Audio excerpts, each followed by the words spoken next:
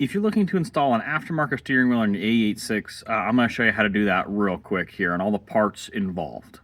The parts that you're going to need to install an aftermarket steering wheel in your car consist of one of these guys. This is an adapter hub. This one is from Boss, I think. Let me see. I don't know. I got this one from Battle Garage, so that one for sure is the right one. And then you need your steering wheel. Now, in between the hub and the steering wheel, you can have a quick release, or in my case, because I'm using a flat face steering wheel, I have a nice big spacer here. I would not recommend using an NRG short hub. This is what I just pulled off my car. But see this, how it's got this raised lip around the brass ring in there? That actually causes some problems, and I'll show that in a minute. The first thing that you're going to do is you're going to pull off your horn button. And I'm going to be honest, I've never had an AE86 with a horn button, so I don't know what actually holds that on. I'm assuming it's going to be a couple of screws or something here on the back side. But once you get that off, you're going to expose this center bolt here. There's a nut on it, like that. This nut is kind of the primary thing that you need to take off. I just use an impact here. There's many ways to do it, but I just use an impact, and then I zing the nut off. Now you should actually remove that nut with the steering wheel on it, because that's going to give you a pretty big advantage, and here I'll show you in a second. The steering wheel on, you can actually yank on it and keep doing this until it eventually comes loose. Just like that. And by the way, if you're considering an NRG short hub, I would not recommend it, because you see this here, that ring around it? I put a little piece of rubber on my turn signal switch. That's where the horn connects, because it was cutting into it. The NRG short hub is actually not the right size back here, and it causes that. Oh, and by the way, make sure that when you're taking this off, you have it lined up so it's nice and straight.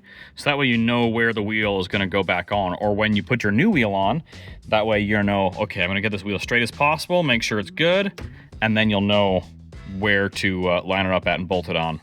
Now we're going to go ahead and install the new hub. And luckily, there we go, I had mine pre-lined up with these 2 bolt holes for the steering wheel. They're going to go there, but it's really going to depend on your wheel and everything. So this Boss hub has 2 different bolt patterns, a little wider, a little narrower. So make sure that whatever wheel you're using or adapter you're using, it lines up with the right pattern. But now that we've got that on there, here is our horn button, so that'll connect to our horn. My steering wheel hub came with new hardware, so I'm going to go ahead and use that. I probably could reuse the stock stuff, but I decided, it came with new stuff, and I might as well put a new nut and lock washer on it to replace the original one. Oops. And we'll just go ahead and run that. The original one is actually a larger size nut and uses this kind of serrated edge, serrated whatever lock nut, versus this is just a typical split washer lock nut, but I don't think it really matters. I'm just going to use this one because it's new and fresh, and well, it came with it, so maybe there's some engineering to it, I don't know. While I have this all apart, I'll talk about the horn button real quick. Mine is a 2-wire, but I only have 1 wire coming off of here, so you might have to get creative if you find a spot to ground it on here or somewhere. Whoop. Either way, my car doesn't have horns, so I'm not really bothering to wire it in right now. So if you're asking about horns, sorry, I can't really answer that for you.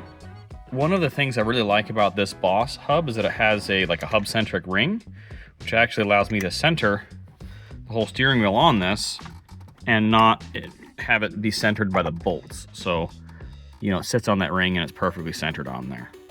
With all 6 bolts threaded in, you're gonna tighten them down using an Allen, because for whatever reason, most of the time they use an Allen. I go in kind of the typical star pattern, like you do with wheels. So I'll go this one, skip that one, go to the next one, around, around, and round, and round, and round.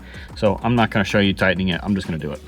And because my hub came with some new bolts, I'm gonna go ahead and swap this silver one out for a shiny new black one. There are a couple different types of bolts to use. These ones are kind of a flat face, and then they actually have a taper back, whereas this is just kind of a straight bolt.